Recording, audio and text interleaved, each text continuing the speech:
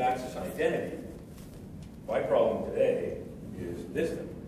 Even though everybody's been talking about smart cards, most of the people in my company actually get very frustrated with smart cards because they have to carry them, because they break, because that's my face on my smart card. I've had it now for 3 years, and good Lord, I'm starting to look like the mayor of Toronto now. But essentially, it's good, it's great, has a lot of value and purpose, and people still need them. But to a certain degree, what they really want and what they really need is basically just this. It's your smartphone. And if I had a tablet, I would take that as long as it would have a mobile connection to it. So that's the problem I'm trying to solve. And because this is a collaborative event, that's what you actually have to do to solve this problem, is collaborate, is maybe step on some toes, piss some people off a little bit, ask some questions that don't want to be answered or even asked, but still do those things to get to the end results. So for instance, I'm going to show you a few things that we've done with smartphones, and I thought this is the way to go, only because I'm thinking it has a lot of potential, because some other countries have done similar things that are closely related, but have not gone all the way to achieve these goals. They're doable, they're viable, and it is a clear option for most of us. It's just that we've got to get people to work together, as opposed to having somebody like, I'm not going to say maybe certain phone manufacturers who want to own the world. You have to let go a little bit. You have to participate. You have to negotiate. You can't own everything about all technologies. It's just not doable. So if I get to the next slide here, what we essentially want to do is go from where you are on the left to where you are on the right. It's that simple. I want to get rid of hard-based tokens. I want to get rid of keys, physical keys, as much as possible, and smart cards. Only because your smartphone can do all of that for you. It really can, and I think most of you here understand that. So what we did internally at Telus, working with Interseed and Gemalto, is develop some use cases and some software that we could load on a SIM card with a secure element to enable these services that you're going to see here. So the first thing that we did was physical access, using NSC, obviously, nothing more, nothing less, but getting that particular credential on the secure element on that phone. Number one use case. Number two, logical access. Again, how do you do that?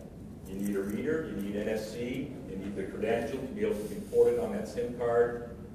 That went very well. When we showcased that to execs in our company, it was, good Lord, how much money do you need? Because in reality, they see it. It's a wave you can't stop. No matter how you cut this is what people want. And the presenters before this session were saying exactly that. The 10 million users in the US base that work for the government want X. However, the 450 million users from, let's say, Apple specifically, want Y. Now, I'm sorry, but Y is going to win. There's no way around that. So the other use case that we did was how to identify somebody. So if I've got a smart card now, how do I identify somebody? Well, if I challenge Peter and he's got his phone, and I say, I don't know you in this company, I would just come up to his home, tap it, it would go to the back-end database, look at both certificates. I have the authority to look up his information, brings it up on my phone, I look at Peter, I could probably even ask him a question. He answered that, you're good to go. So that was a good use case for us. Another one was healthcare. It takes so much time just to figure out who you're dealing with. If the person is unconscious, if they have likely a mobile phone, and I have a particular authentication and access method just to tap his phone, to grab some data, to go to the back end and understand that this person is allergic, and I cannot do X, Y, Z, and I have to be very careful with specific medication, wouldn't that be a great thing to do? So we improved, and we have proven this use case, and we're working on these types of things with Interseed and with Gemalto. That's the point. So again, yeah, I may not be following the specific PIV standard, maybe PIV C, I may not be doing specific things related to how the certificate is built, but the fact that I can showcase that this is doable and usable, that's the point. And internally, we're moving forward. Next year, we're finishing off the second phase of our POC for this particular technology. Next year, we're going to start to convert probably around a third of our user base, so 42,000 employees within Telus, to go this route. And if I can get there next year, then it's a done deal. People will know this is a viable option, and they won't want to relinquish it. If they get their credentials on this device, there's no way they're going back to a smart card. It ain't going to happen. So the last and most important thing really is all about managing the information. And again, I wanted to showcase to the people that came to our company that it wasn't specific to Telus.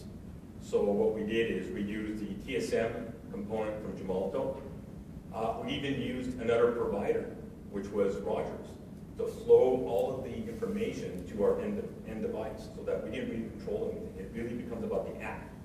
And we were able to really control the device. In other words, the person has left the company, has lost their phone, but we disabled their NSC access to all of the data or all of the PIN information, all the certificate information was there, which was, again, a great use case. And that's what you actually have to achieve to impress people to say, yes, this is the right thing to do, and where we need to go and why. With that in mind, pretty much that's what I have and what we've done and what I'm working on right now. These are my two major partners, including obviously some things in the back end, such as a reader, the panel people, the back-end system, the CMS card management system. But that said, these are the things that I think are achievable now, not 5, 10 years from now. They're doable now. So with that in mind, pretty much that's what it's all about. One device, infinite keys. Thank you very much.